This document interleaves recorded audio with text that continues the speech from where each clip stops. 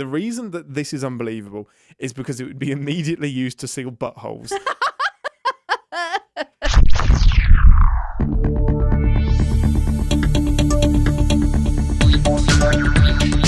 Captain's Pod, Stardate 23103.3. Hello and welcome aboard the Starship's Enterprise, and thank you for joining us as we take a brief shore leave from the world of CinemaSins to explore the universe of Star Trek. I am your captain, Ian Whittington, and with me, as always, is the adaptive Ambassador Deneé Hughes. I am a quick question. Did you say brief or bleak? It sounded As we take a bleak shore leave, I'm sure I said breathe. Breathe? Breathe! Deneé, breathe! I thought you said something else, and I was like, "Whoa!" Wait. Join us as we take a bleak shore leave from the world of It's the best way to podcast is through entire bleakness. Eeyore is sad. You are watching Star Trek Yes. on today's episode. Actually, I felt like last week Mm-hmm. felt a bit of a downer. Like when I was listening back to the episode, Mhm. I was hoping that no one could tell that I was not feeling well. And I don't think anybody could. It was just one of those episodes that was frustrating. Well, when you watch content of any kind and you're not feeling well, Mm-hmm. it's shaded by your experience. And so Yeah. I'm wondering if I watched last week's episode today, if I'd feel differently about it. I don't think so. But yeah, I don't think so either. But I'm excited to see what happens this episode. I feel like it was just a little dip in the road, like Mhm. a tiny little pothole, but that we're just cruising. What a massive pothole that Seven and Raffi are driving us into. No. I said little. I don't want it to be a massive No. pothole, please. It sums up for me what was great about the first 3 episodes, because that was fast-paced and go, go, go. Last week, nobody really went anywhere. I feel like we didn't progress much at all. Rios definitely really wasn't progressed other than geographically. Seven and Raffi, geographically. Picard found out some stuff. That was the bulk. That was Guinan and Picard's episode. So, and Agnes's and Queenie's episode. And I think that was supposed to also be, Rafi and Sevens. It can't have been. That can't have been the goal. I feel, no, maybe not the goal, but I feel like they're like, and we're going to do a humor bit with these two that, for us didn't land. To lighten the mode, yeah. And of course, Elnor didn't do anything last episode. I mean, he's just sat there. He's just bleeding. laying there. I don't think he's bleeding anymore. I'm pretty sure he's clotted at this point. No, he's fully clotted. Yeah, I mean, he's all stiff. And who didn't terrible show people. up was Dodgy. No, that was my prediction. I thought she was going to be the Watcher, but Daj didn't show up. Dodge. You merged Daj and Soji. I sure did. Sarge Doji. Yeah, so that didn't happen like we kind of thought. This episode will tell us how big the pothole is. Either we're going to cruise on past and it was like a little, what did we just run over kind of a situation? Or it's like, we need to pull over and assess the damage. And see if we're just going to stop the podcast. Yeah, this is what kills it. Yeah, I'm worried that 4, 5, 6, and 7 are like dead episodes, and then 8, 9, and 10 are the big finale swings.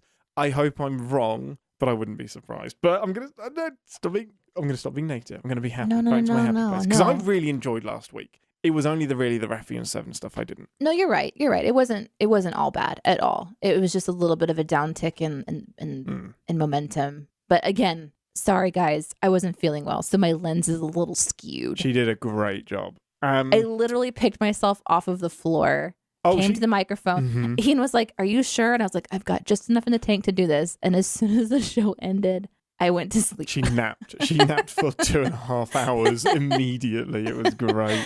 So funny. I think it's good for you to mention the momentum shifts and like how shows are designed, because that is something to consider, is that you do have to do a downshift to go back up into a launch. Otherwise, you're always peaking. Yeah. Yeah. So I think it's good for you to mention. You have to prep the crew for that. You're the captain. Yeah. You're seeing ahead. And then there's me, ambassador, just wanting everything to taste delicious and look great. What? Yeah. Yeah. What do you mean, what? Why? What's tasting delicious? The show. Oh, the show. Got it.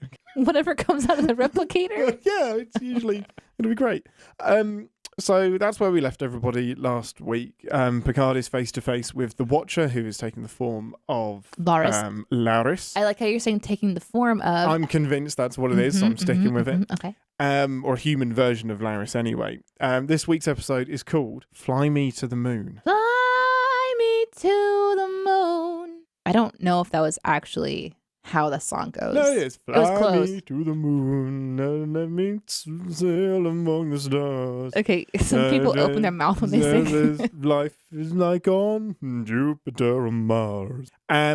So I think this is going to have something to do with like Europa, and there's going to be like a moon mission that's like cancelled or something like that. But I'm probably being far too literal because that's how my brain works. They've been pretty literal with their title. Yeah, they really have. So I think we can be pretty confident they're telling us something that will happen. So in this episode, we're assuming that they're going to be getting to that area. What's it called?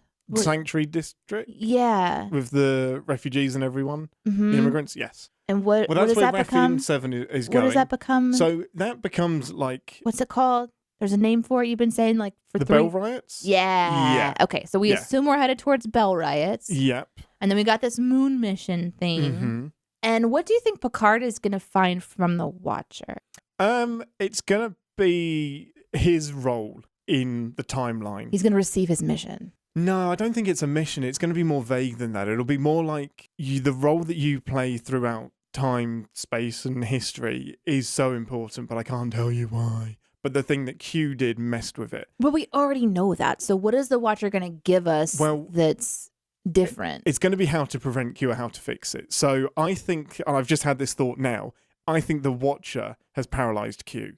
I think the Watcher is the reason that Q doesn't have his powers. So they didn't predict that Q was going to start fucking with things. And now they're like, Q, naughty, naughty, stop it and give us chance to help Picard set the course. Yeah. I kind of want... So it will be a mission of some sort. I kind of want this to show Guinan at the adjacent table. You know how like it ended where Q is sort of like at this table monologuing to himself, just talking to humanity in his own hubris. I would love it. If it kind of like panned over and it was Guinan just with her arms crossed glaring at him and she's muted his power somehow. Because can't she do that? So I'm basing that on an episode, well, the only episode where... No, there's 2 episodes where we see Q and Guinan have like a little face-off. And the first one is in season 2. And like Q has cleared out 10 forward and it's just him and Picard that are in there having like a, what are you doing, Q? Stop messing around. And Q's just like, you are meddling in space, blah, blah, blah. you humans. You don't know how difficult it is out here. And then bam, Guinan pops up from behind the bar. With a gun. She doesn't have a gun. No, she doesn't have a gun. With her hands, like in this claw thing, which like, I have 2 fingers and a thumb up. Yeah, it's very, it's very aggressive. And she's using that to like DQ Q. And then Q is like holding her hand up, just like ready to snap something, but he can't do it. So that's what I want to see. And maybe her arms aren't crossed because now I know there's a little claw thingy. So she looks over and she's just like clawing him from the adjacent table. You know, like one of those moments where you don't see the full picture because it hasn't panned back all the way. I want to see them pan back just a little bit more, and I want to see Guinan in there. That's what I'm hoping for. It would be awesome. I don't think that's going to happen. Why? Because I don't think that's where Guinan is at the minute. I don't think the Guinan we're looking at has been interfered with by Q yet. I don't know. Like she doesn't know about Q? Maybe hasn't met him yet. But the argument I would love to happen is the reverse of what we usually see. So Q actually starts defending humanity and gives Guinan a reason to stay. Whereas Guinan is saying humans are a waste of space, they're a waste of time. And Q is convincing her to say, no, they've actually got some potential. I know I fuck with them, but they're pretty special. But he's only doing it to save his own butt.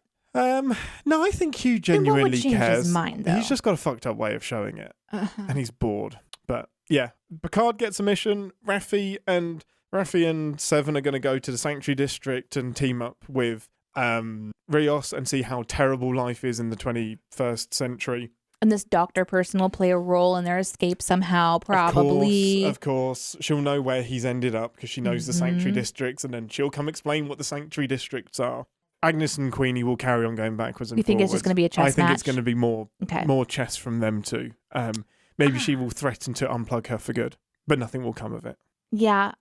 I hope that they keep it interesting, because if it's the same kind of hubris, ego chess match, it's almost like I love Q, but watching him go back and forth with humanity, it's like, okay, what else is going to be happening? Are you going to do something? Losing the snap made it interesting last time. Yes. But so whatever is happening with Borg Queen, can she assimilate a dead person? At a guess, recently dead, yes. Because I think the nanobots, the nanites, no, the nanoprobes, hand in my Star Trek garden now, the nanoprobes can reanimate the body and heal it. They've got great regenerative powers.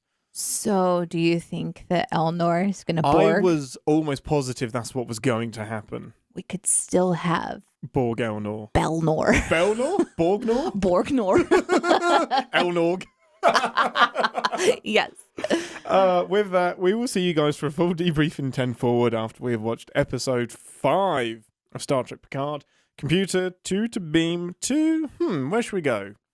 To the adjacent table, to the table that's next to Guinan and Q. Energize.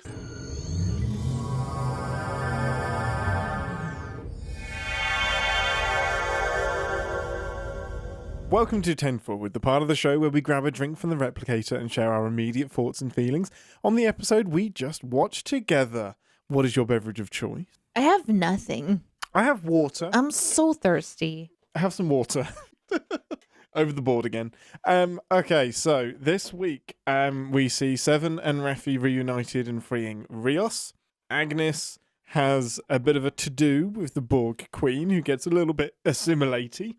A little bit. A little bit assimilatey. Picard and the Watcher explain things to each other. Data and Daj return. Discuss. You sound far too calm. First of all, episode overall, what are you feeling? I'm concerned about how calm you are. I'm really distracted by it. Yeah. What you're processing a lot of feelings about this episode. Okay. I feel like we should maybe start there because usually you look disappointed. I feel like I could have just as easily read this episode as watched it. It was lots of different, like 5 different stories giving me lots of information very separately. Like I think the reason I liked episodes 1, 2, and 3 so much is that they were quite episodic. So it does this great overarching theme, but the individual episodes themselves stand alone really, really well with a nice little cliffhanger sting to get you into the next one. Last week was information dump and a bit nah.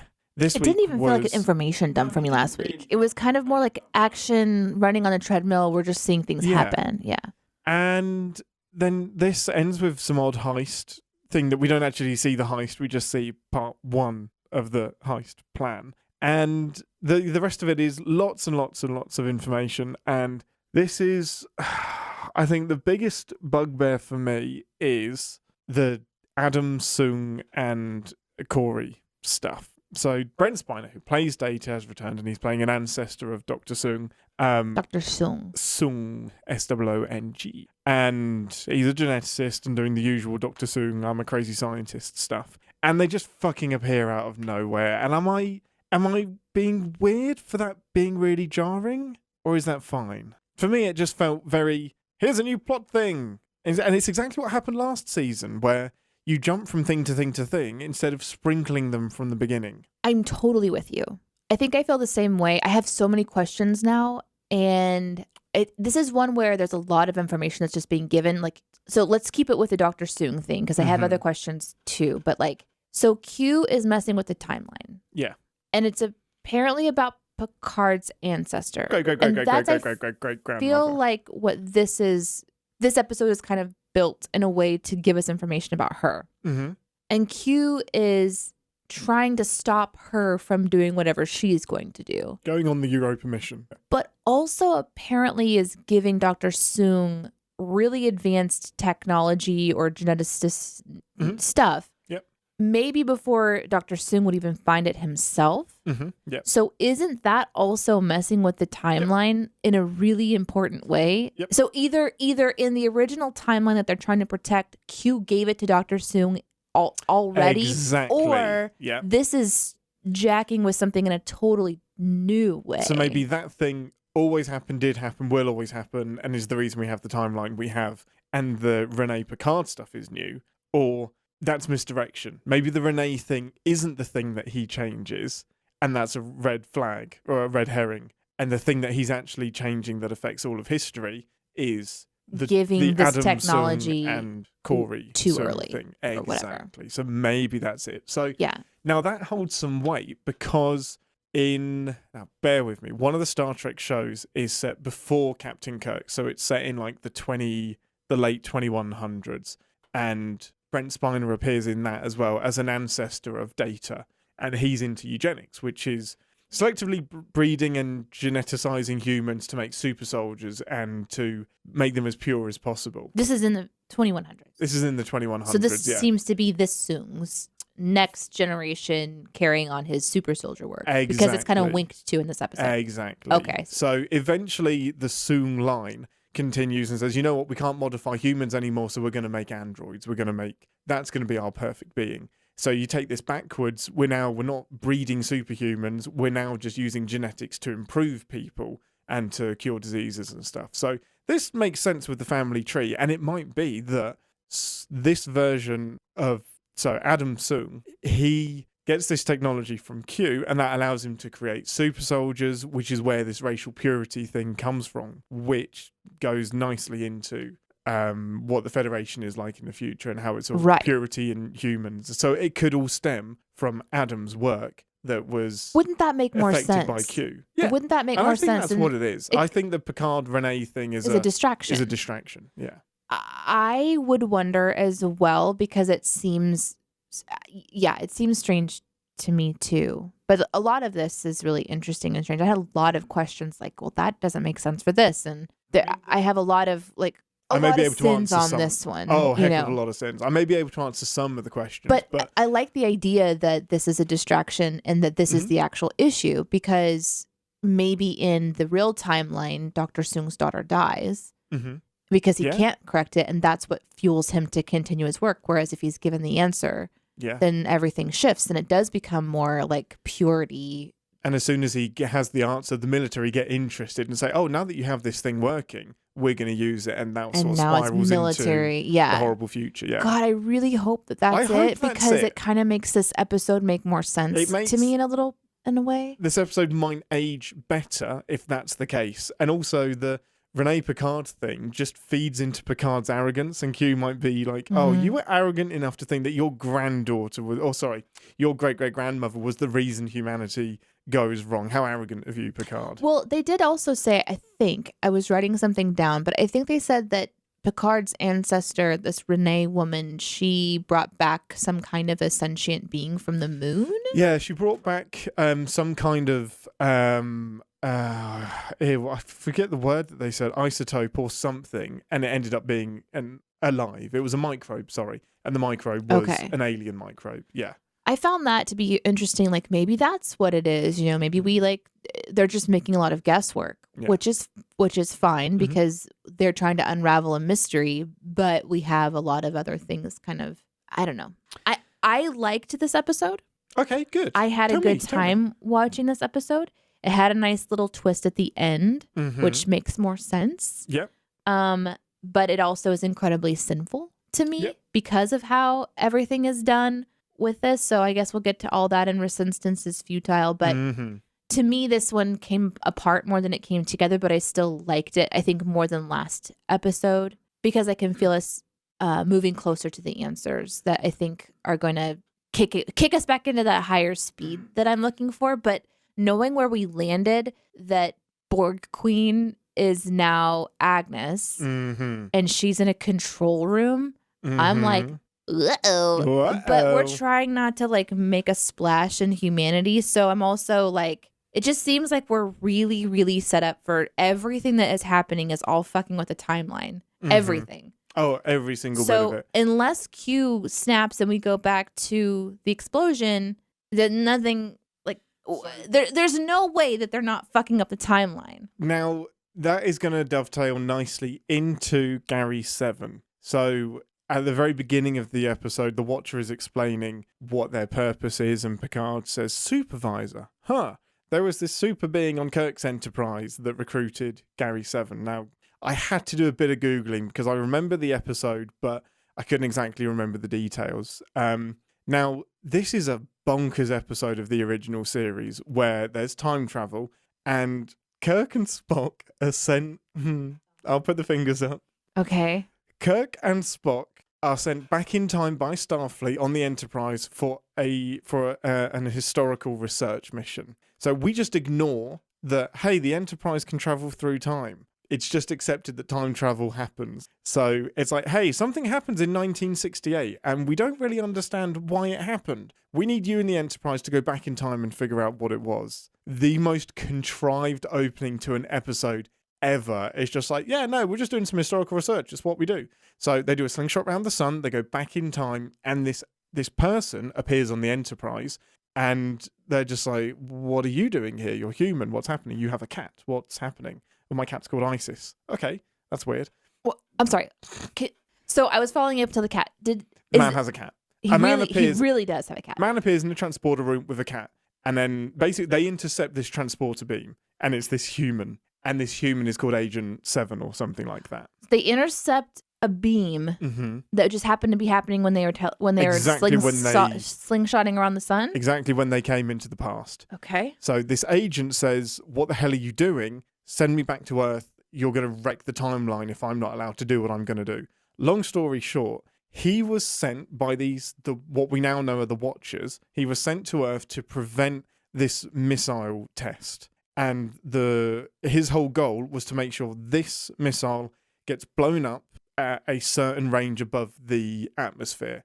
And it will prove to the world that this missile doesn't work, it's too dangerous, and it prevents World War III. Now, the whole reason it happens is because Kirk has a and cat? Spock... yes, no. Oh. The cat doesn't actually have much to do with it. Okay. The cat might be a spy.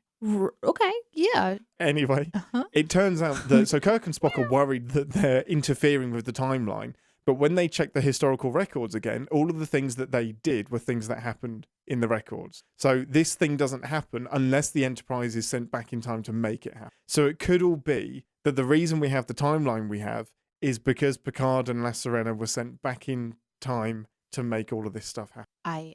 I followed that. Mm-hmm.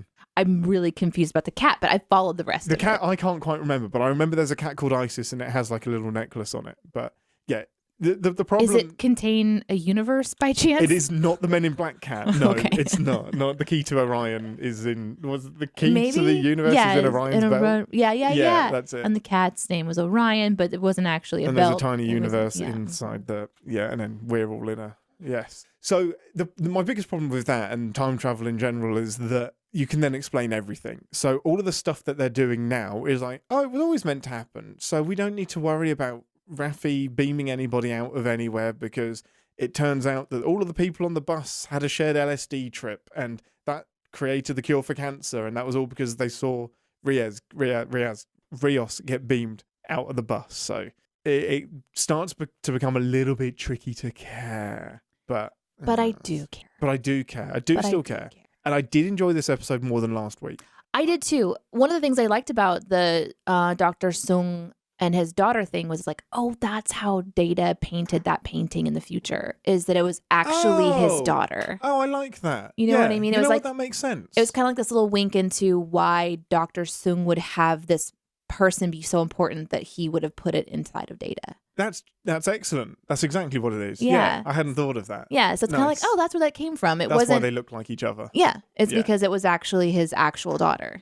Although I was very curious, he responded very strangely to the wife thing, the mother thing. Like could my mother... Save it for the predictions. Oh, okay. I have a big prediction on that one. Because he looked really uncomfortable with that question. And I was like, what was that? Yes. Did Super he kill her? uncomfortable. I will get to my predictions. Oh my gosh. I think on a rewatch, so I had more fun last week, but I liked this episode more. This episode wasn't very fun. No. It was just so much information again. I wish they would find a way to present it. And the problem is you're going to 5 different locations. Yeah. And you're jumping around so much. So you get 10 minutes in each. And we never saw Elnor, the whole time again. We did. Actually, we did. Oh, I forgot. You forgot. Damn it, Deneé. This is not made up. Hashtag Elnor lives. Oh my God. Well, apart from he doesn't. He was there for a hot second. Off the bus. Yeah. Yeah. Mm-hmm. What they did with Seven and Raffi this week is probably what they should have done last week, was just leave it to like a couple of lines of dialogue and then still do nothing with them. Yeah. Yeah, they're trying. They're trying. They're trying to show care and relationship, and that's okay. Yeah. So do you want to go like overall, that's kind of we kind of jumped around a lot, but do you want to go through like specific scenes so we can kind of like... Yeah, so the big thing to explain was the Gary 7 stuff. So that was a very shoehorned reference, but it's sometimes important. People, especially Star Trek fans, want to latch on to, oh, we must know this race from somewhere and it must be interconnected. So now we have a callback to the original series. Speaking of, I have a question for you. Go for it. This Watcher person, Talon, I don't remember.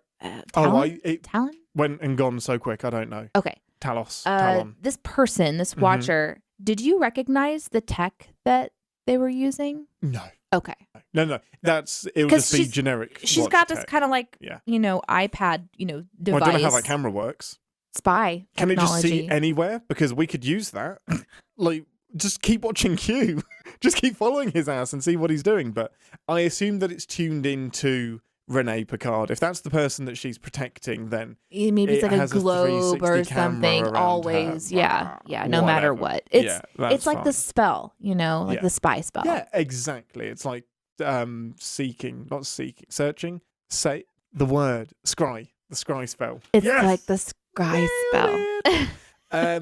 So what we find out with that as well is that Picard's ancestor is integral in some way to the Europa mission, but is dealing with anxiety, depression. Really, really struggling with overachieving. And you see this a lot with like kind of prodigies, yeah. And that pressure. I imagine graduating college at 16 or whatever, and then just your entire life just being earmarked for you. No wonder she's under a lot of pressure. So that angles them towards making sure that they pressure her into going onto the Europa mission. Man, it's just like, we're so angry with Q for messing with her as her therapist, so we're going to go mess with her too. Yeah, we're going to pressure her into a space mission. Yeah, it is an uncomfortable thing where it's just like, oof, here we are hitting on that therapy can be really influential for people. Absolutely. And so Q as this manipulative therapist is like, ooh, that's dark and twisty. But then Q himself is just a dark and twisty kind of person. Oh, for sure. He even calls himself the evolution of Stardust, but he said the destroyer of worlds. And it's just like, is that because Q's bored, or are they actually like just evil? No, so he often gets told off by the rest of the Q for meddling. And we don't explicitly know that he's killed anybody ever. We just know that he fucks with people. So he will like turn people into microbes for fun and put them all into a petri dish and then make them life-size again. He's just a bored super being with far too much power. And someone's taking it away and it's not Guinan, so I was wrong about that. We don't know who's taking it away, but somehow he needs... something squiffy about all of that. Somehow we're going backwards and forwards, but it's okay. It's okay. We'll stick with Q. Dr. Sung has a daughter who has a genetic disease, and it means that she's vulnerable to sunlight, oxygen, water, anything. He's had all of his funding taken away because he's been doing experiments illegally. Q sends him a 3D printed message with a number or an address or like coordinates on it or something. Yeah. And says, I have a cure for you, but you're going to need to do something for me. So what does Q need from Adam? Because I'm like, how can a human help him? Which... Probably by going to this event and stopping her at this gala or whatever. I don't know. It's something... So remove an obstacle. So what I was wondering is Q faking that he's lost his powers, but faking to who? No one else was there. So I think... us. Well... He's talking to us. Oh man, if he just turned to the camera and went like, snap, and we all disappeared. Oh my God. And then the show stopped, so we did disappear to him. Mm-hmm. Yeah. Whoa. So... What? Oh wow, yeah, that's pretty meta. I think that the power being lost is real, and I think that's really to explain why he can't just snap his fingers. So I think he will use Adam to do his bidding and to complete his mission. He still has some powers. He made a 3D printer print. He hacked a computer from wherever he was. Yeah, that's right. He has Internet. He created this, cure from wherever and gave it to him. So there's still he still has some abilities. Like he has the knowledge, but not the power to materialize things and move stuff around. I think the way that I interpreted it is he said that he has been given limitations and his ability to manipulate time. Plot. Like, I think maybe he was going to snap his fingers and shift time a little bit. Maybe. But he can't do that any longer. I mean, it really just sounds like the plot has limited his powers more than anything else. And it needs to. Somehow he needs to be, I don't know, but it's hard. It's like we have to just at this point go along for the ride and make some predictions, but like just see what they decide to do. Yeah, and it's pretty clear that there are some things that they're doing. Like Agnes is now Borg, so that is done. Any prediction we had before now is done. Now that has been decided. It's one of the tricky things about talking about the series episode by episode because it may not make sense on its own. So it might be harsh to judge it as an individual episode. And you need to remember to see it, or I need to remember to see it as part of the whole. And this is an incomplete sentence. But I still think that you need to make the individual episode cohesive and 50 minutes of completeness. Otherwise, you're always on edge and you're always just like, this episode ended so abruptly. I was like, oh, are we done? Is that the credits? Literally, I was like, okay, that went by way too fast, which is oftentimes a sign of a good episode because I was in for it. I was along for the ride. Yeah. And sure, we're hopping around and we're getting a lot of information, but they also do need to give us information. I think if we had a smaller cast, we wouldn't have that same vibe. 100% agree. And or what is the point of Rios, Seven, and Rafi's purpose in this episode? Yeah. This episode, they didn't need to be there. And truly, this is probably something for ReSINstance's Futile. But like, how did they even get back to where they were like? Oh, they got transferred. Agnes beamed them back. Oh, that's right. Okay. But it was still, convenient. Yeah. But okay, that's right.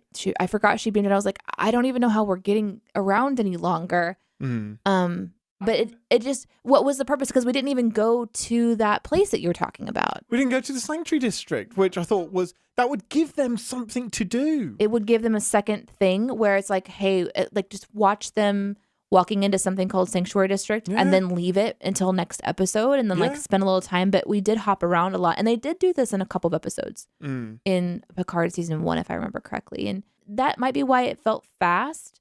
But yeah, I think that kind of hits part of it. I've got half of the crew that is just not needed and not doing anything. In this episode, in the last 3 episodes, because Seven, Raffi and Rios all go out into the world, Rios gets to find the Watcher, which is pointless because Picard is the one that finds the Watcher with the help of the Queen. So all that happens is that Rios gets kidnapped, Seven and Raffi find him and bring him back. What was the purpose of them leaving if it was... To give the cast something to do. And to talk about ice, I guess? Like, to kind of give a point about, something that's wrong with our culture. Yeah, I think the only benefit to those 3 episodes is that it gave us a glimpse into this version of 2024 and how unfair it is. That's it. But you wrote off 3 characters for 3 episodes to get us there. Right. Yeah, it seems like there was just something ripe there for them to be able to do, but... It's too much to do. It's too much to do. Too many cooks in the kitchen, especially when you're adding in now Dr. Soong and we have... Another location. Exactly, yeah. Replace all of that with more build-up of the Soongs and what they're doing. Give us more of that. And we have Watcher. And we have Renee. Yeah. So we have these new things going on. So yeah, I can see how this episode felt really disjointed. But I was still in for it. I was still here for it. Yeah, I was, because I'm an information nerd and I'm all right with it. But I am trying to be more objective with these episodes as well. And I feel like we've switched places a little bit. Like, you're coming at it from go along for the ride and listen to it, and I'm now at, well, how does this work thematically? We have. Watching? There was also something mentioned from Dr. Soong. He called the Sentient Convention. Was that something that you know from Star Trek history? I don't. Okay. But with context clues, I took it as you can't experiment on sentient people and animals without their permission, or, well, actually, even with their permission. You have to go. So he skipped a ton of steps. And these soldiers, I would imagine the ex-military, they're just like, hey, what if I give you some money and I'll experiment on you? And they're like, yeah, we'll take some money, because they're probably on hard times, sadly. But that's still immoral. You can't skip those steps and do that, especially when it seems to be killing people. So yeah, I think that's overall why it felt a bit disjointed. Back on the ship, the Queen is getting more bold and calls a cop to the to Chateau Picard. And as soon as he went onto the ship, I was just like, assimilate him. I want a Borg drone. And I was so excited, and I didn't get a fucking Borg drone again. I just want to see a 2022, as in the year that me and you are in right now, and everyone else, or whenever you're listening to this, I want an updated Borg drone that isn't a flashback, isn't floating in space after being jettisoned. I want a new Borg to be scared of. Imagine if we now had a Borg walking around the ship and just doing, and like even unleashed on the world, just one Borg. But alas, we did not get that. We have switched roles because I was really annoyed. Oh, amazing. Although it was really cool and creepy scene. Like, Yeah. woo. This had some really creepy moments. Oh, for sure. Definitely. This is definitely an intense show when it wants to be. And then all of a sudden it shifts you out and then it shifts you back in and shifts you out and shifts you back in. But yeah, Borg Queen was on point this time. She had a mission. She had a juicy role in this one, trying to get Agnes's attention, making moves, figuring out how she could hack into the computer, you know, all these different things. Like, what is she going to do to try to break out of being confined? Yeah. And it was really fascinating to watch. I wonder how convincing she actually thought she was to Agnes. Like, did she actually think that had a chance of working? Or was it just to get Agnes as close as possible to get in her brain? I don't know. I think that, you know, Borg Queen knows everything about Agnes, everything about her weaknesses, because she's been inside of her mind, at least enough to know how to tempt her. So I think it was definitely a lure, because she could have, if Borg Queen, this is the thing that certainly could be in ReSINstance is Futile, but if Borg Queen wanted to call a whole bunch of people, she could have figured out a way to cleverly ask a whole bunch of people to come. And have a little miniature army, but for whatever reason, she's fixated on Agnes right Specifically now. wants her and was keeping just him as a hostage. Just one person, which seems really, really strange for a being that is designed for community. Like, it was really neat, that scene where she finds the radio signals and can hear all of the things at once, and she kind of like relaxed and calmed down because of the... It feels comfortable. That's what she's used to. For a second, I forgot what was going on, and I thought she tapped into the Borg. Like, oh no! I was hoping that I thought she was listening to the voices of the collective. No, it just gave her that sense of peace. So it's like when someone finally like finds the music that relaxes them, and the silence was so bothersome to her. And it was a really, really neat scene to show loneliness and using Agnes to also talk about loneliness. Whether or not she's actually alone in every timeline or not, I don't know if we can believe Borg Queen, but I think she's telling the truth. I think that there's this idea that there's this one person or this character in all stories who tends to have that more loner mentality and the struggle with that loner, or that person who feels alone. This show really hits a lot on deeper topics. We're talking about depression and anxiety, suicide. Like, they're really going in and they're touching on these really deep topics. And I think that they just kind of touch on it and then go away just enough to where, like, the idea of the lonely person that would consider joining the Borg just to not be alone and be tempted to be loved, like, even if it's a dangerous love or an abusive love. I think, like, that's a really deep thing. So I love this episode. For me, was about Borg and Agnes. Yeah, you know, that's what I wanted to see. Anything other than being alone, like, no matter what it is, as long as you're not alone, then she's like, you should take it. But she still fought against Borg. She just got close enough because she felt something in herself dying. And that was really interesting. So she still did, quote unquote, what I think we all would believe is the right thing to do, kill Borg Queen. But then, like, in Borg Queen's dying breath, she's still begging for something, and Agnes gets too close. And we now have Borg Queen inside of Agnes's head, which is interesting because we got to see, like, a cool little assimilation effect as well. And I was like, how much of Agnes is left? But it looks like there's a duality there at the minute. They are two people in the same body, but it's kind of cool because imaginary Borg Queen now has legs, so we get to see the whole person, which is kind of cool. Did she have legs in the imagery? Because she was, like, in the background. So maybe we didn't see it. Oh man, if she's just a floating torso, that's unnecessarily difficult. Well, you know, in Agnes' mind, she could just be an animated cat, you know, because exactly. It could be literally anything. But I'm really intrigued to see where that goes and what happens next with that. I think what we'll see is that Queen doesn't interfere too much, and Agnes just ends up succumbing and does become, like we've said, the Borg Queen, and goes into the future and does all of that stuff. I think that's kind of pretty clear. It's like our dual prediction. Yeah, because my prediction has warped. Yeah. You, like, grabbed it and figured exactly. it. But I think you're right. I think it's Agnes. I think we get there. Yep. So once again, unsurprisingly, the Queen and Agnes stuff is the most entertaining bits. We also hit on Picard not being in charge again in this episode, which so was funny. still a bit. It was still delightful to see, this. I'm gonna call her Laris just to keep things, but the Watcher Laris version. Me for somebody who listens to your orders. I was like, that's pretty much anybody at any given point. Picard thinks he can boss around. But I think they're doing a good job managing Picard having a puzzle to figure out and, like a stake in this. Obviously somebody that's part of his history. But there's a lot to sit in this episode. We're probably going to spend a lot of time in ReSINstance. I think we can get there now. This jumped around so much, which is why the episode feels so bloody jump around. I love the information. I do like where the story is going. I just wish these types of episodes would be a bit more cohesive. But I will say, before we go on to ReSINstance, there was a line from Q that I really thought was great. We're all hostages to what we love. The only way to be free is to love nothing. They give And what fun is that? Yeah. And they give such good lines to Q. Everything he says is so juicy. It really is. And it has to be, because he's an omnipotent being. He would pick his words. He has all of the words in the universe. He would pick them very carefully. But there's, I think between his character and Borg Queen, there are some really juicy things to gnaw on in season 2. But anyways, I was like, ooh, this is good stuff. No, I love it. I love how much you love Q and what they do with him. Like, I can't wait to show you those older episodes of Q just being all like in his playground, in his prime. Honestly, can we just watch the one that has him shaking the maracas? Because that's one of my favorite memes and I have no idea what it's about. Yes, we can. Okay. I know exactly what episode that is. Of course I do. So yeah, we can definitely do that. Okay, with that, it's time to head to engineering for a chunky continuum shaking ReSINstance is futile. Battle stations, everyone. Warning. Warp core collapse in 10 seconds.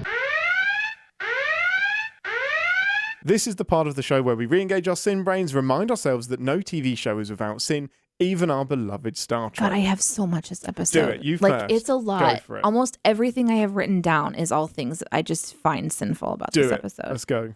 Okay, so one of the first ones is Rafi and Seven are talking about like not being able to beam Rios off of the bus. Yeah. And they're like, if we beam him out, who knows what will happen if like a dozen people see? And it's like, well, that's what you did last episode when you beamed out of the car. The fucking car. Like, you just did that. You just didn't care that time. And sometimes that stuff just screams of plot convenience and you can't avoid it. I don't know, argue over the tricorder and then it gets smashed. Like, that would have been just as bad. And in the same in that same way too, like all of the people that are on that bus, it's like when they all leave, it's like, bye.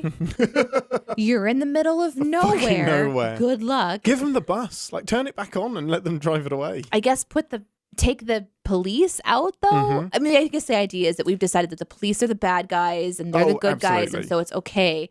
But yeah, it was a very strange, that whole thing was just convenient after convenient. Like, we're going to pulse this, and this pulse is only going to knock out the engine. And thankfully, there's just one car driving by right now that we just completely, like, it was just, that whole scene was just really annoying to me. And the bigger problem with it is that, so these two cops lose a bus full of people, prisoners, whatever. They get fired, which then affects the timeline, because they end up homeless, never have children, they're miserable for the rest of it.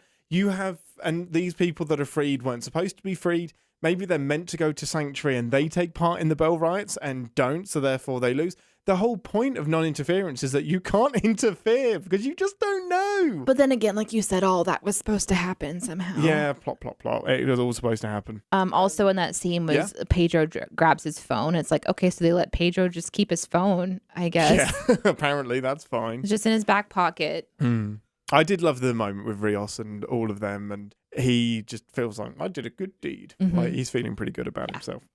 This is a really technical one that, of course, annoyed me. The torch that exposed the cloaked ship. Like, no. You mean the flashlight? The flashlight. No, I mean the torch. I literally see a piece of wood with flame on the top when you say torch. Really? Yeah. Oh, yeah, it's such an English thing. Okay, I'm with you. We say torch. Okay. Yeah. So flashlight. Because, I mean, they don't flash. They do if you click them on and off. Who does that? Everybody. This is why your batteries keep running out. You keep turning things on and off. Well, it's why you have a problem seeing anything, because a torch is fire attached to wood. This is why my eyebrows keep getting singed every single episode. So the flashlight exposes the cloaked ship. And I'm like, do you know how many episodes where it's been like, oh, we can't find the cloaked warbird because it's cloaked? Oh, sir, did you go out into space and shine a fucking flashlight at it? Because that'll expose it. How did that? How? I don't care if there's a visible distortion. Like, there isn't. That's not how cloaks work. Grrr. I heard you get upset about that. I don't understand it, but It shouldn't. A flashlight should not expose a cloaked ship. I would go back and I would send the fact that you've got this guy inside of this castle who looks out over a nice swath of land. Yeah. And some fog happens to distort something in the distance, and he just sees that magically. So contrived. Like, yeah, it was he a misses very Agnes entirely, looks around the entire house, Entirely. but misses sleeping, snoring Agnes, because you know Agnes snores. It's so in character for her. She snores. Okay, how does she snore? What does it sound like? Then he wouldn't have heard that. That's like a little mouse. Love you, Agnes. My sin for that, and maybe she just wanted distance from the Borg Queen, but it's like, why walk from the ship all the way across this land to a drafty old house to Well, lay that on was a for the warmth, musty? wasn't it? But the fire was no wasn't even fire. on. There was no Crazy. fire in the fireplace. Or here's an idea: lock the door. It doesn't lock matter. the The whole door thing is to your dilapidated and spaceship. falling apart. Oh, that's Oh no, that's what I meant. Lock the Oh, I door see, to I the see. La Serena, because yeah, lock it just because you know. yeah. But I it's a guess she spaceship. wants space from Borg Queen, which can't we all Fine. understand that? We can. I think it's your turn. Was there a French smoke cigarettes cliche in there too? Oh, what? Sorry. Like the French smoking cigarettes cliche? Was he smoke? Oh, Because he with pulls the out a nicotine cigarette. stuff. Yeah. I mean, everybody smokes in this. Yeah, I guess they smoke more. I mean, he wasn't I wearing haven't garlic seen or anyone. anything. I haven't seen anybody smoke, but there's like usually it's like the French smoking cigarettes, and he pulls out a cigarette. So that was one of the things that I would Okay. send is Yeah. like, No, I would send that. That's fine. yeah, that whole scene leads to like she picking this like incredibly old shotgun off of the wall that happens to be loaded and happens to work. Who knows how many centuries it's been up there? Well, it's been up there at least 100 years. Like, it should not To work. think that it works or that it wouldn't backfire and hurt her is pretty Or had crazy. ammo. Yeah, exactly. It's crazy. That's a silly one. The biggest eye roll my eyes actually hurt was when Adam Sung turns up with Q at the cafe, and it's like, "Whoa, what do you think? I'm just going to come because you're teasing us with data?" You had to say the sentence "teasing us with data." I thought it didn't was kind you? of funny. It was kind of on the nose. Mhm. It's definitely a sin. I would sin the heck out of that. I was like, wink, wink. I have more with the Agnes stuff, but I'll come back to that in a second and switch over to that scene too. I would sin the thickness of that needle. When we Oh, my first goodness. see Dr. Sung and his daughter, I didn't know if it was like, wait, did he already make an android? Because when he goes over to her with the thickest needle I've ever seen, Yeah. that thing would annihilate a human arm. So I didn't Yeah. think she was human until blood started coming out. And I was Mhm. confused, concerned. Ouch. Yeah, so I would sin that for Yeah. sure. No, big needles, not good. It's a bit weird that the Q cure worked immediately, and they're just like not going to test it. Like, to put her outside and Oh, yeah. unveil the sun and the air and everything. Don't do it in like a little, like, you could just open a window, put your arm outside, have a little Yeah, a tinkle, little air. and see how long it works. Okay, when he said tinkle, his fingers are moving. It's not Oh, like, right. because tinkle sometimes people think is pee. Oh, okay. Yeah, just put your hand out the window, piss your pants,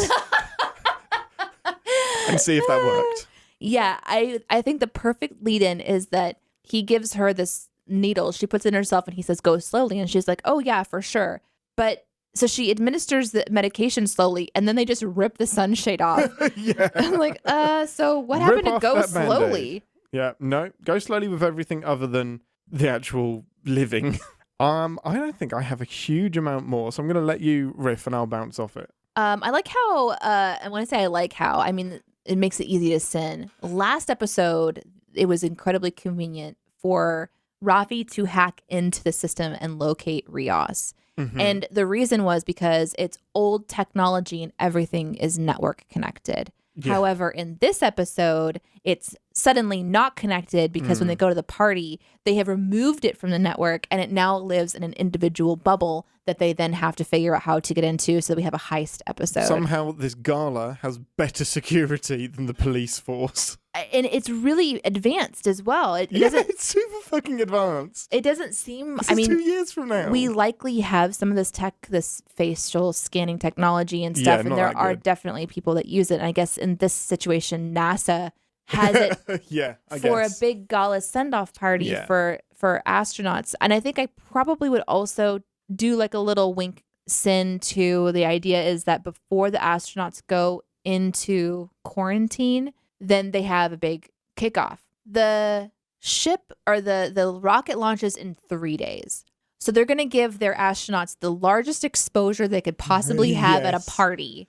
And then isolate them, thinking that they're going to get over the flu in 3 days? Or the stinking hangover, like she should not be drinking. And then we have this, we're living obviously in COVID days. Yeah. So if somebody gets sick at a gala, are they testing them before they go to the gala? You would hope so. You'd hope so. That was a vaccinated event. You really would. Anyway, I was just like, okay, so 3 days. Maybe if it's 3 weeks before launch, it'd be different. But this is a big gala 3 days before launch. I think that's... I don't know. And usually galas are for fundraising and stuff. So you must have the money by now. The fucking mission's going. Speaking of that episode or that particular part, it's they're on the ship. Our crew is on the ship and they head to the gala and Agnes is just got the most perfect dress. Where? Replicator, that happened, I guess? Maybe? Does it do that? It's got to be replicate. Oh, it can replicate anything, but okay. That's an energy drain for sure, the replicators. I mean, they can't have heat on the ship, but they can create the perfect red dress. Beautiful red dress. Don't get me wrong. I love seeing her in the red dress. Mm-hmm. But she either had to go shopping for it or had to use energy to get it. Very true. We definitely saw Agnes's Geratis. Keeping that in the episode. No, you definitely should. Not. No, you have to. That was hilarious. I don't think that they're going to do anything with this, but I also, maybe next episode, if it doesn't come back too, they took a man who no longer has a spleen and stuck him back in his cop car. Where did my spleen go? He's going to be sore. He's going to be, I guess they're using future tech and he won't be sore? Yeah, they have dermal regenerators, which basically seal holes. And there was an article I read that was saying the most unbelievable technology in Star Trek. And this was on the list. And I was like, no, I don't think that's unbelievable. But the guy that wrote the article said the reason that this is unbelievable is because it would be immediately used to seal buttholes. This is technology we would not be trusted with because you wouldn't have any ears, you wouldn't have a nose hole, and your anus would be sealed shut permanently. Humanity can't be trusted with technology because we would prank each other. Oh, no. Just wake up without an anus. I mean, the invention of super glue and it immediately happened, right? Well, it happened. Yeah. My roommate glued my hand to my face. Oh, by the way, he invented super glue. Oh, no. Well, the idea is that his memory has been wiped, but he's going to return to the cop car with these marks all over his body because he still had marks on his neck and he looked really jacked up. So there's still going to be this unexplained experience that he had. Nah. And if he doesn't show up on the grid soon, then they're going to send backup, which just means more problems. And so I just felt like that was a loose string or something that could easily have problems, later. Yeah, I'm sure we will never see him again. I think that's going to be it explained. I also found it hard to believe, again, guys, I'm so sorry. I have so much this episode, but I found it hard to believe that Picard wouldn't remember that his ancestor was part of this incredible mission until he remembers later in the episode, because he doesn't seem to have any idea that his ancestor was there. I just find that to be really shocking. And maybe I'm thinking incorrectly because I don't know who my ancestors were, but Hey, none of your ancestors went to the moon as far as you know. But he does seem to be like, we have to keep her going to the moon because it mattered. It's like, well, but you didn't even remember that was a thing. So I think he's making deductions because, let's say, I don't know. It's not that anything happens on this mission, but if it doesn't happen, something worse does happen. So it's not that there's anything particularly special about the Europa mission, but its absence has a knock-on effect that This is why you can. This is the whole thing with the butterfly effect. You Right. don't know Right. what slamming that door right now will do. Mm-hmm. It might give Aaron a headache, which then causes something horrible to happen later on. So maybe it isn't super significant, but its absence would be. And the only other way he explained it was that, yeah, the history from this period of time is sketchy, which, hello, internet. Like, I don't know how it can ever be sketchy. Like, history is there. It's on the internet, unless the internet disappears. Okay, so the biggest one and my last one, I think, is actually, I think I sent it last episode. And that is that Borg Queen should use her tentacle power. Yes! She obviously had it last episode because she uses it against the cop, Yes, right? absolutely. So she has the ability to just whip out and assimilate whomever she wants, whenever she wants. Is the idea that she wants Agnes to go willingly. This has reaffirmed my belief that she wants a willing drone. She wants a willing participant. She wants Agnes's body, and somehow the way she does it isn't as intrusive as just grabbing her and doing it. So I think if she was very violent with it, she's then gonna. She still took it away from Agnes. She still took her agency. It's more absolutely, but it's more kind of insidious. The way she did it was more backhanded. Like if she just grabbed her and did it, then she weaponizes Agnes, and Agnes is going to push her away. But she's almost a little bit seductive with the way that she does it now, because she's vulnerable. So she's dying. So maybe, and Agnes has said she didn't like the idea of killing her. So now Agnes feels guilty for shooting her and is happy to be a home for the Borg Queen. She's not happy to be a home for the Borg Queen, Reluctantly happy. It's a better idea than just grabbing her and doing it, because then that's exactly what she did. She grabbed her neck and did it. No, Agnes willingly came towards her and was asking questions and stuff, and then she touched her. It was all gentle and intimate, rather than just being grabbed. Oh, it's insidious and it's terrible, but I'm not saying that things went exactly to plan for the Queen. I think she's just making the best of how it ended up. So what did she put into Agnes? Nanoprobes and her consciousness. So she is Agnes now. She's in the nanoprobes, and she's transferred her consciousness to Agnes. Yeah, because plot. So is Agnes assimilated? No, it depends on your definition. I would say that they are now their own collective. Okay. But I think the Queen is just as much human now or she's just as much Agnes as Agnes is Queen. So it's kind of like the last thing that a queen can do before the body dies is transfer a little bit of themselves into a host. Well, usually their consciousness is just uploaded to the Borg internet and then moved back to the hub. But there is no Borg internet. Exactly. So except for there's a fucking ship, so there could be an upload. It could have been, but she's completely powerless she wants a body, and this is the closest she can get to having a body. She can't influence much from inside the databanks of La Sirena. It's a starship. She sure can. Yeah, I know. Like, take the ship and fly away. If they need a power source, she could have been like, hey, can we get out some, Do you want to bring some car batteries out here and give us a jump start? Yeah, we got a problem here. Yeah, just reverse the polarity on those batteries and you'll be fine. I don't know. It's sketchy. I think more will come together, but... I get it. It's an interesting way to assimilate her, because I think it is a form of assimilation. But if the idea is that like somehow Agnes still gets to be Agnes and like push Borg Queen out of her somehow. Well, that's how I think it's going to backfire, is that the Queen thinks that assimilating her will result in the Queen being the dominant personality, because Agnes is so submissive and willing to not be alone. But in the end, Agnes will be the dominant one and take control. Right, but still have Borg powers. Yeah, but use them for good, not evil. Okay, I agree. That's probably where this is going. It's dumb. But I don't understand if like the purpose of this being is to assimilate and take over. And that's the drive. Yeah. It just doesn't make sense to me that she just gets so obsessed with one person that she'd throw all of that away. Yeah, I don't get why she's not assimilating everybody immediately. Like, that's I don't either. Not very Borg. Like, usually you would just assimilate. Especially if she has the ability, and she clearly does. And that's the question is like, well, why hasn't she been using her tentacle powers? And then we see her do it, but she does it as a lure. For Agnes, exactly. For Agnes. She's fixated and she didn't have Agnes. Any guarantee that Agnes was going to walk close enough for her to gently touch her. She could have fucked off and walked away. Yeah, so all that seems just really... A little contrived. Yeah. That's exactly what I was going to say, contrived. We will see. Let's head to our final stop, which is the Captain's Ready Room.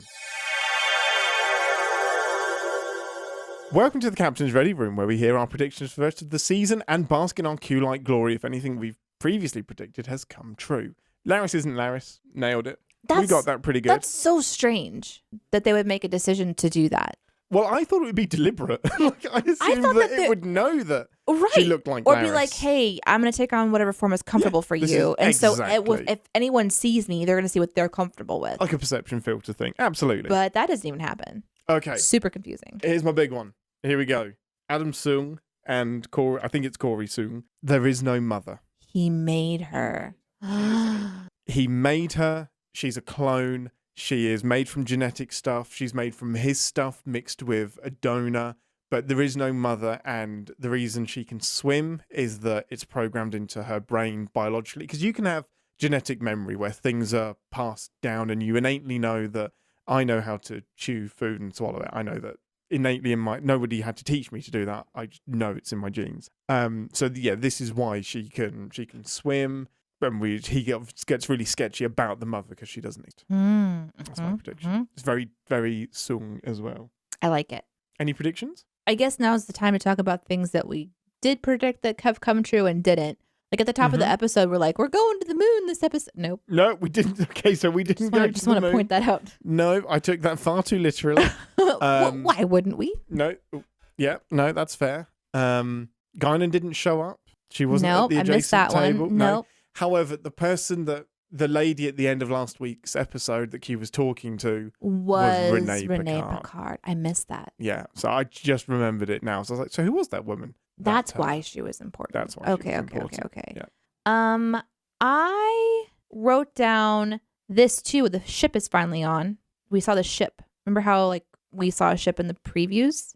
And I was Did we? like, there's a ship. There's some kind of a necklace that has a ship or some kind of a thing that has a ship on it. Oh, I missed that. That's Renee's ship. That's right. And Got it. she also is a boater, not a boater, sailor. Thank you. Yeah. And so that was part of her backstory. I don't know if that's going to come into play at all, but my prediction about there needing to be water involved somehow was like, oh, I wonder if there's something like, are we going to go back in time again to like previous Picards who were ship captains? It just seems like there's all this sort of captaining in the bloodline. Yeah. And now we can see that she herself was a captain. Yeah. But interestingly, after her, they kind of go back to farming and whining and living off the land. She's not the start of Picard's being in space. No. Our Picard, Jean-Luc Picard, is the exception there. Yeah, I don't know that I have a lot else at the minute. That's going to be the big thing with Sung. I think that, yeah, the Renee Picard stuff is a red flag, and Q's goal is actually to mess around with what Adam Sung is doing. What do you think is going to happen at this gala? Do you think Borg Queen's going to... I predict that she's going to meddle, but it will have no effect. Like, Agnes will keep her at bay. I don't think it's going to put much at risk for this. Great cliffhanger, but I don't think it's going to go anywhere. I don't think it can go anywhere because we cannot release Borg in this century. You just can't. And that's probably why we can't have a Borg drone in this series, because it would be a Borg drone in the past. I just can't imagine there being these tiny pieces of technology inside of a human brain that are designed to take over and somehow she can fight off a nanotech. Yeah. That just doesn't seem possible to me. Unless she can only have like a small amount of nanoprobes and not the full complement. Perhaps. Unless the Borg Queen is choosing not to take over the host because she's constantly wanting it to be permission granted. I mean, that's the only thing I'm holding on to, is that she needs a willing so stupid. participant, which is getting shaky now. It is dumb. Shaky. I think Picard's plan is going to be to pose as a relative. Like, they're all going to go in and he'll pretend to be a great long-lost uncle and just like, I'm so proud of you. You can do this and do... We're going to get a typical inspirational Picard speech next week, which will inspire his great-great-great-grandmother to go on the mission. And then Q turns up and says, un Capitan. No, it was actually this all along. And Dr. Sung is there doing what? What's this big... what's the thing? I think what that is going to end up... I don't think they're going to go to the gala. I don't think they'll overlap. I think that... Where are they going to go? Get rid of something that's in the way, I wonder. So I think Sung will meet Picard. I don't know. I don't think that Q actually needs him. I think this is just to push his work forward to create superhumans, and that corrupts the future. I think that's what it is. The only reason they would meet is if Q wants to rub Picard's nose in it and just say, look what I did today as great-great-granddad. What a butt. what a butt. And then the Watcher is just going to be there. So do you think that the Watcher maybe gets involved somehow and can destroy Q? Like, are we going to see Q be killed? No, because she had no idea what a Q was. I know, but this is obviously a really terrible being that's just messing with stuff that they shouldn't mess with. His powers have been revoked by someone or something, but like, do we see Q be murdered? Are they going to kill him? The only way Q dies is if Q and Picard die together. End of season 3. End of season. Yeah. We're calling it. I'm calling it right now. They go off into the sunset or Picard joins the Q continuum or something. Oh my God. Really ridiculous. Well, anything else? No, I think we kind of covered everything. I really don't have a lot of like predictions that are popping up because I'm just sort of watching along with you guys. Yeah. I love it. I'm still enjoying it. I'm more into your predictions. I feel like this is your season for predictions because you're really like, you know, all this history, so you have and a this better is pulling launching on point. a lot of Star Trek history to show us where we're going. So yeah, this one's got me. This one of last week has got my noggin ticking about some things, and I hope they're just not squeezing Easter eggs in. I hope there's something more we can latch on. I hope next episode we get through this heist situation quickly. And I don't know. Are they going to wait until the final episode to go back to our timeline? Yeah, I think this season is going to be in this. It's going to end at the beginning. I still end at the beginning. That would be very Star Trek. I'm still hoping that this season ends with an armada of Borg ships around current Earth. Wow. I mean, the seasons were filmed back to back, so I'm just wondering what's going on. Well, thanks for listening, everyone. It's a muted Q-snap from me. What does that sound like? You just heard it. Wow. And it's... shit from me. From Deneé. We'll see you next week. Live long and Podsper. Thanks for listening. Want to connect with the show? Our hailing frequencies are always open through captainspod@cinemasins.com. Like, comment, and subscribe on your podcast player of choice, and be sure to visit cinemasins.com. Whose mug is this? Technically, it's somebody in the Dicer household. I don't know whose, but I've been using it. I've just gravitated towards that mug. I'm so weird with mugs. I like to use the same mug over and over again. All I can see on this now is it says LA, possibly G or C, and then like a big blank spot. Then it says lab, where you have been pulling. No, I pieces. haven't. I haven't been pulling it. I've been like nubbing on it. Like there's a little bit that's like, where is there a horse on there? You can't tell anymore because it's been pulled off. First of all, this fell off. None of that was actually removed. Look at that. Like the whole middle part. That's the bit that I've been nubbing on for ages, and you've just ripped it off. I didn't rip it off. This is how it has come to me. To the brig. Now. Are you going to blame me for this? Yes. I'm going to tell you a story. Well, because you did it. I did not. Fine, tell me your story. No. What's the story of Balamory? Wouldn't you like to know? Did you have that over here? No, that was Welsh. There's a little kids program called Balamory, and they were all very Welsh. Or Scottish. Oh, I'm sorry, everybody. In England. In the UK. Oh no, I just called the whole of the UK England. Lolly's going to kill me. You've been in the US too long. I really have. I'm getting... No, because I'm about to offend all of the US as well. I'm getting ignorant. Ian! Wow, way to just isolate yourself from everyone. I have no people. There are no people that want to be around everyone. me. So I guess no one matters but the US and the UK is what I just said. Yes. Dang it, we're terrible people. Awful. This is why we belong in space. Because we're horrible people and we want to love the universe. Horrible people go to space? No, what are we saying? God, we got to get our shit together before the show starts. We're a fucking mess. Because I have no notes and I just had to ad-lib some things. And what do you mean no notes? Well, I haven't done my show notes yet. Do you usually do show notes? I have the start date prepared. I don't actually make it up. Well, that's good.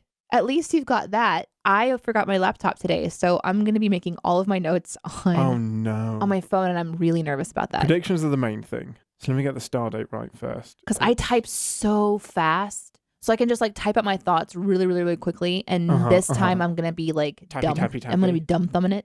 Dumb thumbing it. 2, 3, Oh, you're 1, working. Okay, I'm going to play 2. my No, game. I'm not. I'm done now.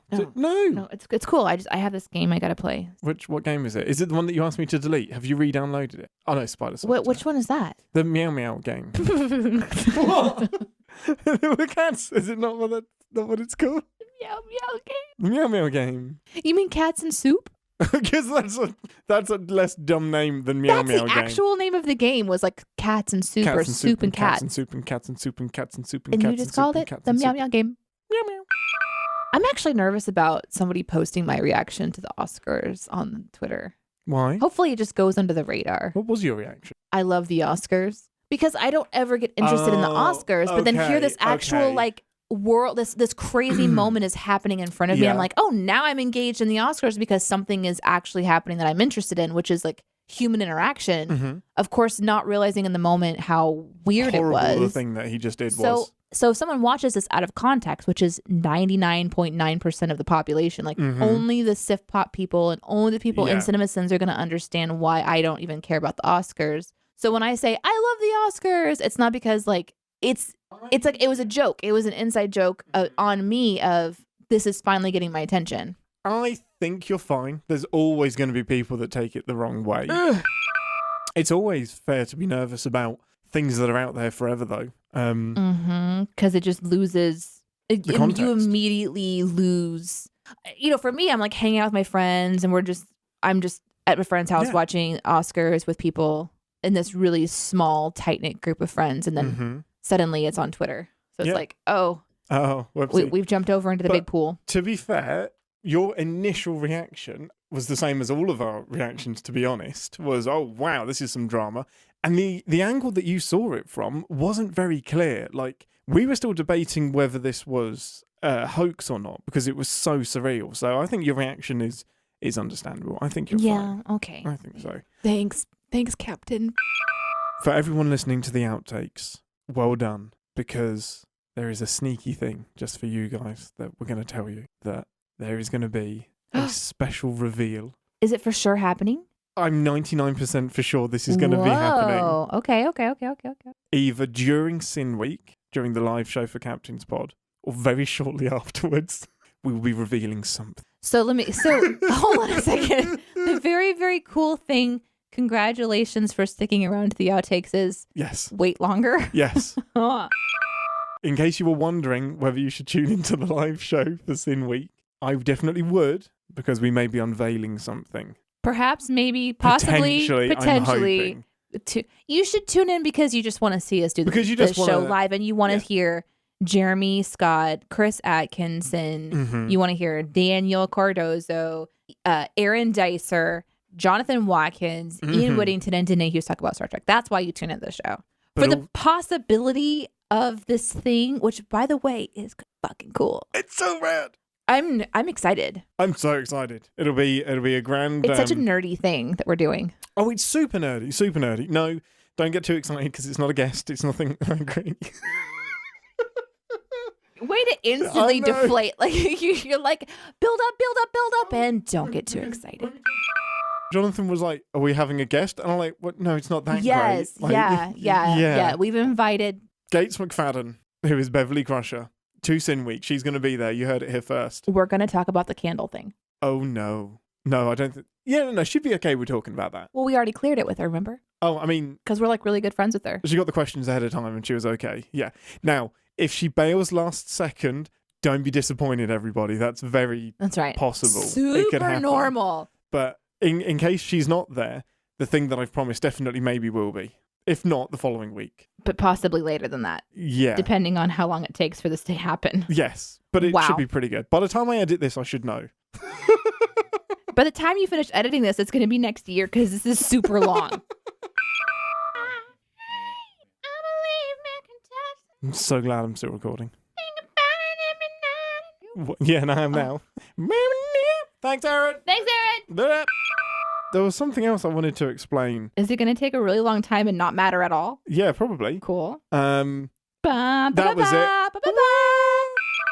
Guinan. This was something that was mentioned on Twitter. A lot of people were saying that Guinan doesn't remember Picard because this is Guinan from an alternate timeline. There's a very simple reason why that's wrong, young Guinan, because this isn't the alternate timeline. The whole reason they're in the past is to prevent the alternate timeline. So this is the same Guinan. It's before the change that Q has been made. Is this all just a metaphor for puberty anyway? Wait, what? The change.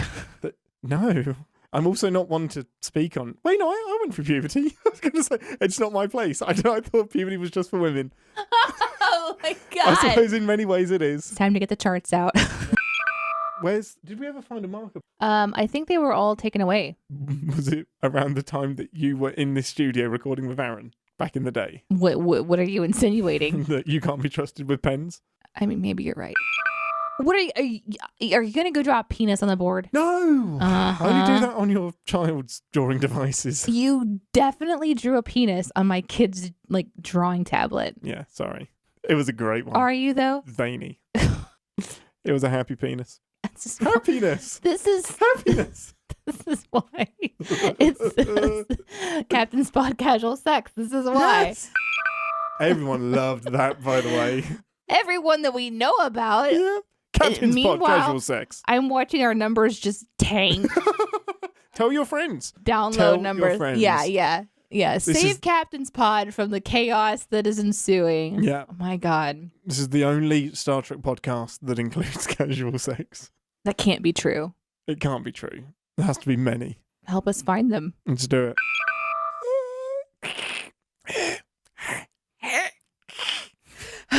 I'm ready. Ha, good. I'm not ready. Welcome to the Captain's Ready Room. Weddy Womb. Weddy womb. Is your womb ready? Oh god, don't ask me that. Welcome That's to personal. Welcome to the Captain's Casual Ready. sex. With a ready womb. Welcome to the Captain's Ready Room. Prepare the womb for readiness.